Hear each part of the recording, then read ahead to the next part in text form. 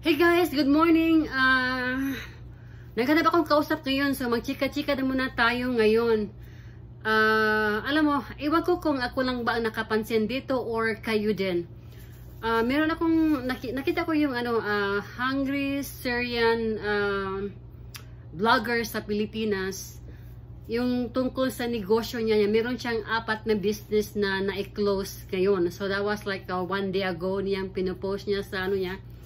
Nakita ko lang siya suddenly na yung business niya ay na close. Pero ang napapansin ko lang ay wala naman siyang mention kung anong dahilan sa pag-close, kundi ninakaw daw sa empleyado niya. Pangalawa, ang haba-haba daw ng mga ang taas-taas ng mga presyo sa mga bilihin, hindi na niya ma-cope up yung presyo dahil very high. Tapos pero meron akong napansin na sabi niya, I lost the defeat. So, ibig sabihin, natalo daw siya sa sa kung ano yung pinaglalaban niya. Pero ang napansin ko lang, yun lang ang reason niya kung bakit siya nagsira. Mahal ang mga renta ng location niya at saka mahal yung mga bilihin. At saka meron namang mga display daw sa big stores. So, doon na lang. So, hindi niya ma-cope up yung mga expenses at saka yung mga presyo. Pero guys, meron ding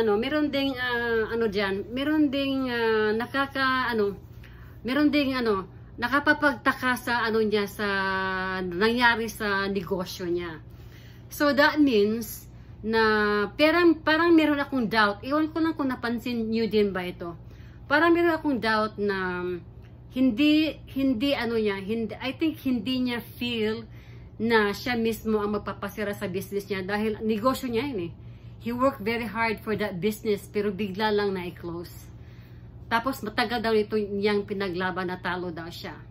Pero parang napapansin ko guys, napapansin ko lang na wala siyang na-mention doon na yung mga legalities na nagawa niya sa store niya na hindi siya basta-basta paalisin pero napaalis siya. Hindi siya nag-mention sa mga legal aspect na meron siyang right to keep his business or the business will meron mga not legal, di ba? Yung mga ganyan, wala siyang mini-mention doon. Pero nagtaka lang ako guys na I think this business of him na pinasira ito na hindi from his will. Parang merong nagtaong nag-udyok sa kanya na ipasara ang business niya. Yung 4 niyang business, isa lang ang kinikip. So, ibig sabihin doon, pag yun ang nangyari na may tao na nag-udyok sa kanya na i-close ang business niya, dalawa lang talaga ang dalawa lang ang condition na binibigay sa kanya. Kung hindi niya i-close yung business niya, may posibilidad na paalisin siya ng Pilipinas. Dahil hindi naman talaga siya, bago lang siya naging Filipino citizen, diba? Hindi naman siya talaga Filipino nationality.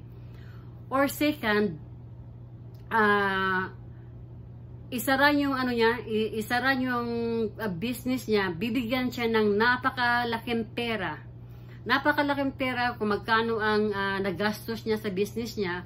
Baka yan guys, baka binabayaran lang siya sa mga nagastos niya or more than sa mga expenses niya. Binabayaran siya dahil ang iniisip ko, lalo na ngayon sa panahon na yun yung global economy ay medyo talagang hindi maganda ngayon. So parang ginagamit siya. Parang ginagamit siya na as an example para din sa ibang mga tao na Pilipino na katulad natin na nasa mababa. Lalo na yung mga small business people na kaka-start lang na nag-build up ng business nila, di ba? So, may posibilidad talaga siya na binabayaran siya ng malaki. Kaya medyo okay lang siya na i-close kasi binabayaran siya ng malaki. So, anong ibig sabihin doon na tumatanggap siya ng bayad o ayaw niya umalis sa Pilipinas dahil napundar na siya dito sa Pilipinas, nagustuhan na yung kultura ng Pilipino, nagustuhan na yung meron siyang bahay na doon, parang Filipino citizens na nga siya, so nasa Pilipinas na siya. So bakit siya pumapayag na isara yung business niya? 'Di ba? So, may posibilidad binabayaran siya ng mga million. Kung bakit nasabi ko yun na baka binayaran siya ng million sa mga multi-billionaire na mga Pilipino or mga elite na mga Pilipino sa Pilipinas or international. Baka binabayaran siya. Kasi gagawin siyang example para matatakot yung ibang mga small business owner na magpatuloy sa business siya dahil ano siya eh. So, ibig sabihin dun, kinuha yung freedom niya, rights to, you know, to defend his business.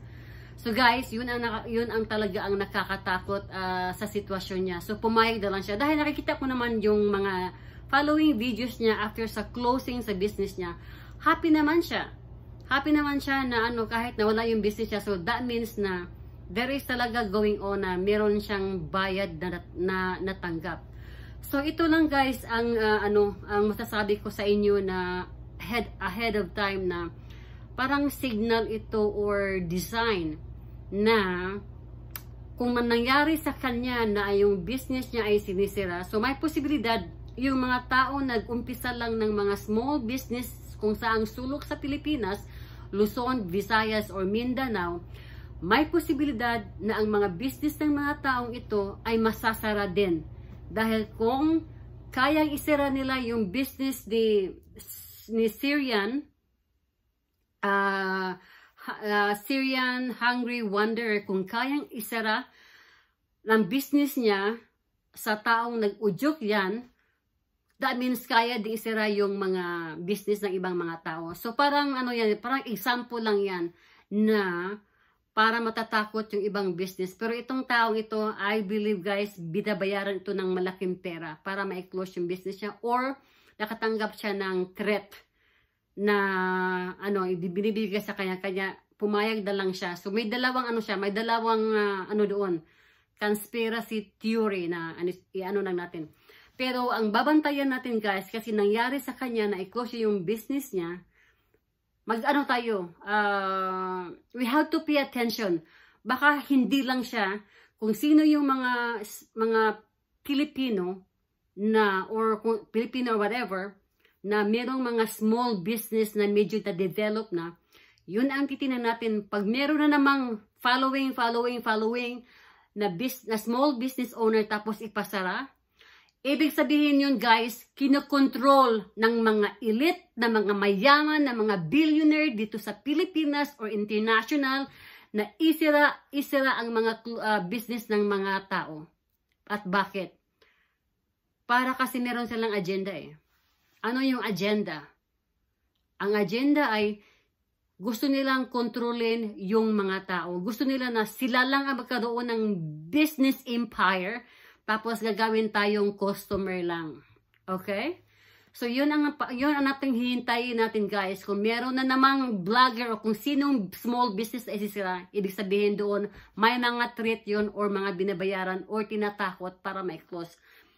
So ang advice ko lang dito, wag po kayong matakot. You have to fight for your future.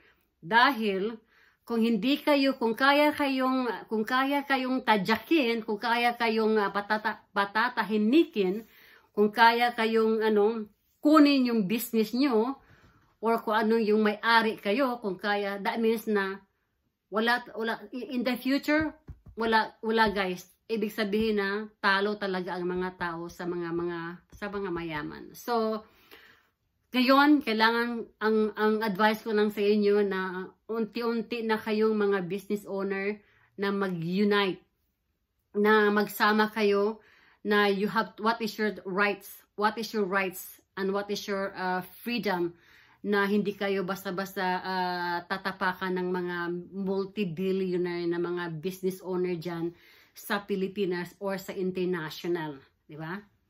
Yun lang advice ko guys, dahil lalo na ngayong global, talagang meron talaga hindi maganda dahil nag-umpisa na dito sa kung titingnan natin, kung pupunta tayo ng Italy, Spain, Europe, saan ba yung mga ibang mga lugar diyan, nagkaisa na rin yung mga farmers association, nagkaisa na din sila.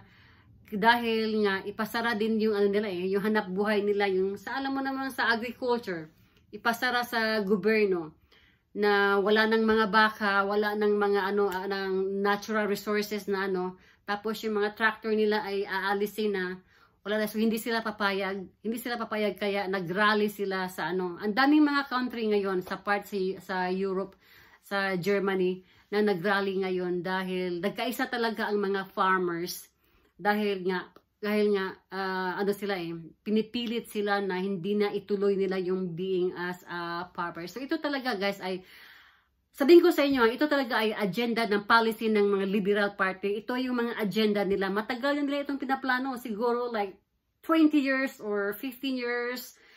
Tapos ngayon lang na naipalabas yung mga plano nila. Pero iisipin natin ha, kung kaya ng mga tao na i-defend ang sarili nyo, hindi ito mga mayaman na ito guys, hindi ito mag-uobra, basta ang mga tao lang, yung mga pobre ay magkakaisa na ipaglaban nila kung ano yung rights nila, di ba?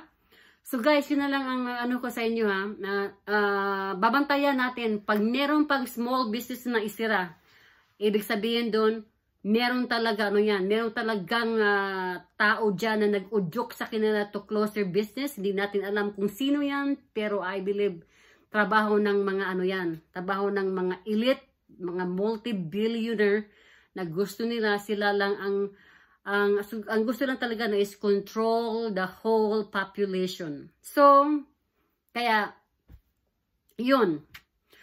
So guys, hanggang dito lang, isi-share ko lang yung nasa isip ko lang. So sana, meron tayong makukuha na lesson doon. Alam kong, basta share ko lang sa inyo na yun ang chika natin ngayon tungkol sa pagsisira ng mga small businesses. Nag-start lang, meron na tayong nakikita, baka meron pang susunod. Kaya yun ang natin, yun ang pagbasda natin. We have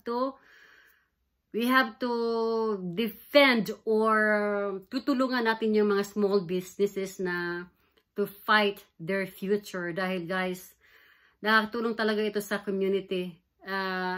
Na sa community, hindi lang sa at saka nakakatulong din sa mga local people na magkaroon silang trabaho. So hanggang dito lang guys. So next video na naman sa atin bukas. At sana meron kayong nakukuha sa message na ito. Hanggang guys, maraming salamat. Merly and Yasi, dito lang at saka next time again. Thanks guys!